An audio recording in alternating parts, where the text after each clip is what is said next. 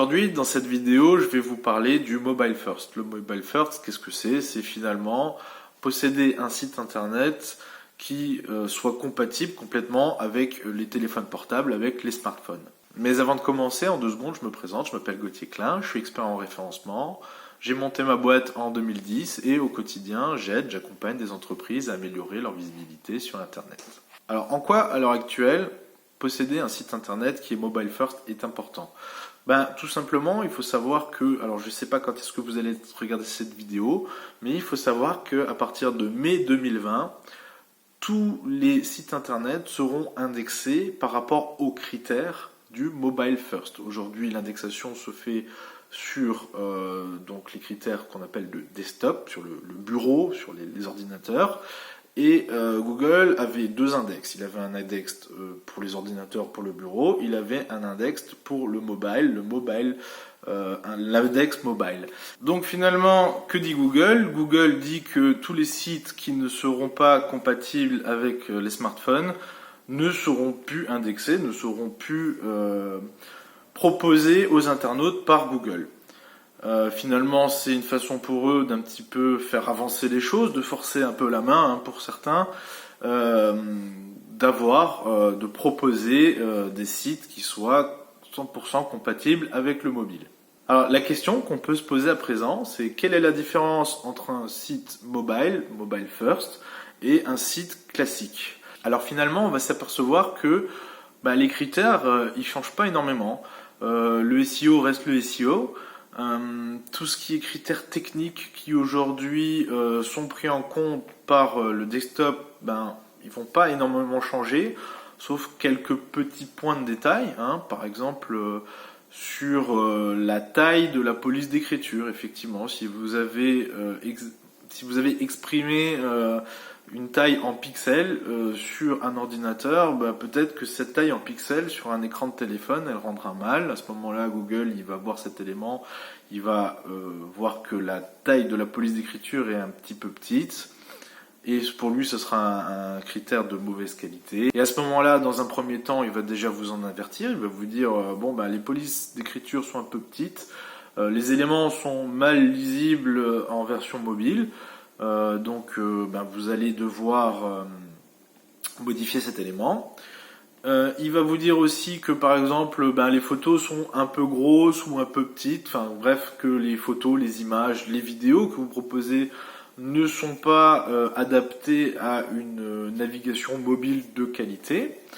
Il y a aussi des critères concernant le positionnement des vidéos, par exemple dans le flux de la page.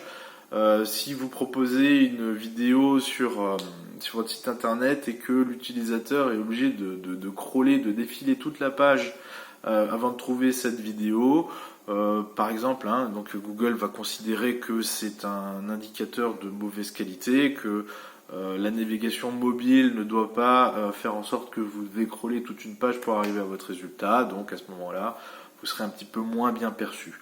Donc à part vraiment comme ça, de 2-3 critères, des petites broutilles finalement, pas des trucs finalement des éléments de bon sens, il n'y a pas techniquement des choses qui changent vraiment entre la différence entre un site qui est mobile first et un site qui est bien référencé sur un moteur de recherche par rapport à une version de site internet pour le bureau. Alors, quels éléments aussi pourraient faire que votre site soit déclassé par rapport aux positions que vous avez à l'heure actuelle?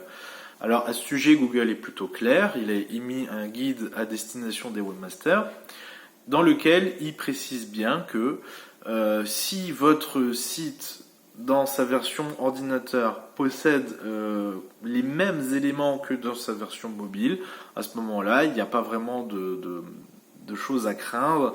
Vous, normalement, vous garderez votre position dans le positionnement Google. Par contre, si vous avez une différence entre la version mobile et la version bureau, peut-être qu'il y aura une différence dans votre positionnement, puisqu'aujourd'hui il prend en compte la version bureau, demain il prendra la version mobile. Donc si les éléments ne sont pas tout à fait les mêmes, le site va varier dans sa position, mais on ne sait pas s'il va être supérieur ou inférieur. On pourrait par exemple imaginer des éléments qui, sur bureau par exemple, si vous, pour un petit peu agrémenter les textes, pour rendre la chose un petit peu plus jolie, vous mettez des images, vous mettez donc certains éléments et vous décidez de ne pas les afficher dans la version mobile de votre site internet, c'est tout à fait possible. Google il va considérer que déjà c'est un critère de mauvaise qualité puisque pourquoi faire une version pour l'ordinateur et pourquoi faire une version pour le mobile, il va pas trop comprendre cette notion. Et en plus, comme il va se baser sur tout ce qui est mobile, s'il y a des éléments qui font que la qualité de votre référencement naturel, le SEO, est meilleur sur ordinateur, à ce moment-là, ça va déclasser votre positionnement pour le mobile, puisque la version mobile sera moins qualitative. On pourrait imaginer d'autres éléments comme ça qui viendraient peut-être un petit peu plus influencer à l'avenir votre positionnement dans les moteurs de recherche. Par exemple les pop-up. Aujourd'hui les pop-up, Google considère qu'avoir des pop-up sur un site internet est plutôt un signe de mauvaise qualité puisque il offre une expérience de navigation qui est un peu dégradée. Parce que soit on commence à lire l'article, il y a quelque chose qui vient s'afficher devant nous, soit on va chercher à quitter la page, il y a une pop-up qui vient s'afficher, bref. Ça va faire que, en plus, sur mobile, c'est vraiment difficilement gérable. Donc c'est des éléments qui vont faire que la qualité de votre référencement sera un petit peu amoindrie. Alors aujourd'hui, Google considère d'ores et déjà que les pop-ups sont un élément de mauvaise qualité, mais finalement, je pense que ce critère va être un petit peu renforcé par la suite. Comme on sera en mobile first, en tout mobile. Avoir une pop-up, ça sera considéré comme encore plus un critère de mauvaise qualité par Google. Alors je ne pouvais pas vous parler d'optimisation mobile first sans vous parler d'AMP. L'AMP, qu'est-ce que c'est? C'est l'Accelerated Mobile Pages, donc traduction en français, l'accélération des pages web dans leur version mobile pour les smartphones. C'est une fonctionnalité qui est souvent implémentée par l'aide d'un plugin ou d'un module sur un site internet qui va vous permettre d'accélérer certains éléments, de faire en sorte que votre site internet s'affiche plus rapidement pour des versions mobiles. Personnellement, l'AMP, c'est pas quelque chose que je recommande, quelque chose que je mets en place. Et je vais vous expliquer pourquoi je suis venu à penser ça et je vais vous donner les éléments qui font que pour moi l'AMP n'est pas forcément une bonne chose pour vous. Alors l'AMP par exemple, si vous possédez un site internet avec des articles dessus, des articles de blog, effectivement ça va ne prendre que votre article et ça va l'afficher sur les smartphones. Donc effectivement, si on ne charge que l'article, donc il n'y a pas la mise en page, il n'y a pas le CSS, il n'y a pas les images, il n'y a pas tout un certain nombre d'éléments autour de l'article qui fait que la page peut-être est un petit peu plus agréable à l'œil, mais ça va faire que ça va forcément accélérer les temps de chargement. Alors ça pour Google, ça va être une bonne opération puisque il va pouvoir proposer aux utilisateurs un site rapide, mais finalement pour vous en tant que blogueur, vous qui avez mis en ligne cet article, ça va plutôt vous nuire. Alors pourquoi est-ce que ça peut vous nuire? Parce que tout simplement si vous prenez un extrait de votre page pour n'afficher que l'article, il y a une chose essentielle à la survie de votre business que les gens ne pourront plus voir, puisque de toute manière la version MP ne pourra pas l'afficher, c'est votre appel à l'action.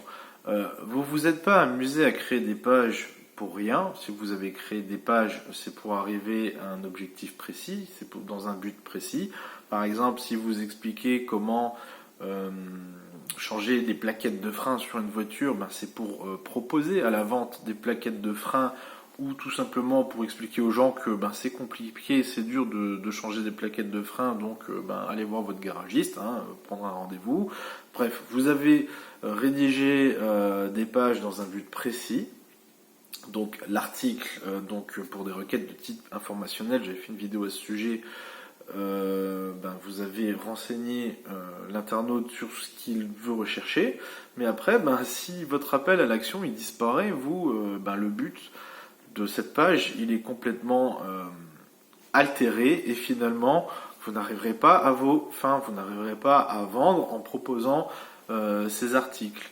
Donc finalement l'AMP ça va faire que votre site internet est un petit peu plus rapide, mais si il est mal paramétré, ça va faire en sorte que vous n'arriverez pas à atteindre vos objectifs.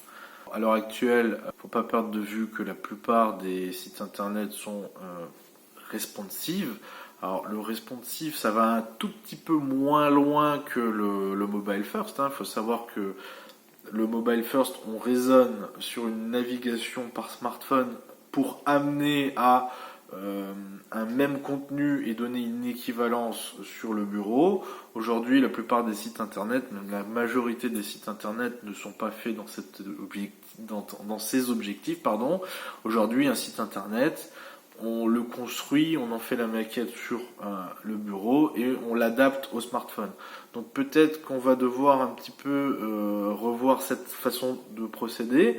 Peut-être qu'il y a des choses qu'on va devoir revoir.